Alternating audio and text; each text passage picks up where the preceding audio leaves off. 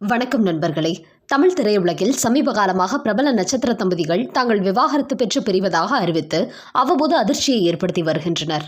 சமீபத்தில் ஜிவி பிரகாஷ் மற்றும் அவரது மனைவி சைந்தவி இருவரும் தங்களது 11 வருட திருமண வாழ்க்கையிலிருந்து பிரிவதாக அறிவித்து அதிர்ச்சியை ஏற்படுத்தினர்.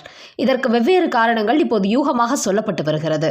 அதே சமயம் இவர்கள் பிரிவுக்கு மட்டுமல்ல, திரையுலகை சேர்ந்த பல நட்சத்திர தம்பதிகளின் பிரிவுக்கு நடிகர் தனுஷ் தான் காரணமாக இருந்து வருகிறார் என்று சொன்னால் உங்களால் ஆச்சரியப்படாமல் இருக்க முடியாது.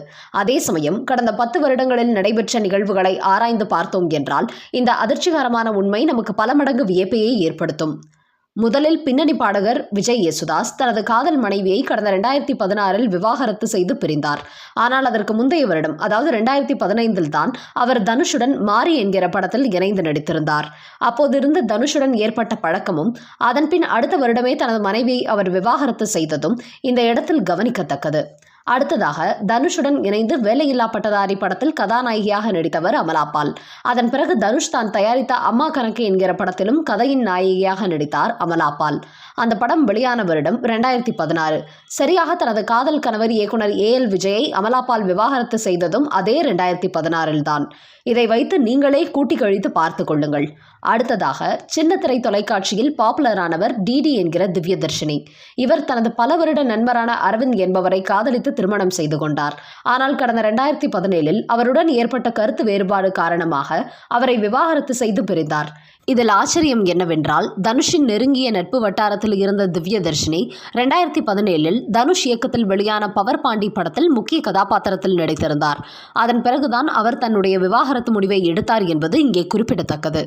இதற்கு அடுத்ததாக வேறு எங்கேயும் வெளியே சொல்ல தேவையில்லை, சூப்பர் ஸ்டார் ரஜினிகாந்தின் இளைய மகள் சௌந்தர்யா தனுஷை வைத்து வேலையில்லா பட்டதாரி படத்தின் 2ஆம் பாகத்தை இயக்கினார். அந்த படம் 2017 வெளியானது. சரியாக அதே வருடத்தில்தான் சௌந்தர்யா தனது முதல் கணவருடன் விவாகரத்து செய்து பிரிந்தார்.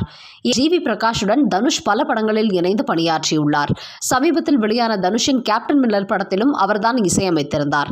கடந்த 2 வருடங்களுக்கு முன்பு தனுஷ் மற்றும் அவரது மனைவி ஐஸ்வர்யா இருவரும் தாங்கள் பிரிந்து வாழப்போவதாக அறிவித்தனர். சமீபத்தில் அவர்கள் விவாகரத்திற்கு விண்ணப்பித்துள்ளார்கள் என்கிற தகவலும் வெளியானது. இந்த நிலையில்தான் சூட்டோடு சூடாக ஜிவி பிரகாஷும் தனது மனைவி சைந்தவியை பிரிவதாக அறிவித்துள்ளார். எல்லாவற்றையும் கூட்டி கழித்து நீங்களே கணக்கு போட்டு பார்த்துக் கொள்ளுங்கள். மேற்கூறிய அனைவரின் வாழ்க்கையிலும் தனுஷ் விளையாடி இருக்கிறாரா, அல்லது தனுஷின் ராசி விளையாடி இருக்கிறதா, இல்லை இவையெல்லாம் காக்கா உட்கார பணமழம் விழுந்த கதையா என்பதையெல்லாம் உங்களது யூகத்திற்கே விட்டுவிடுகிறோம்.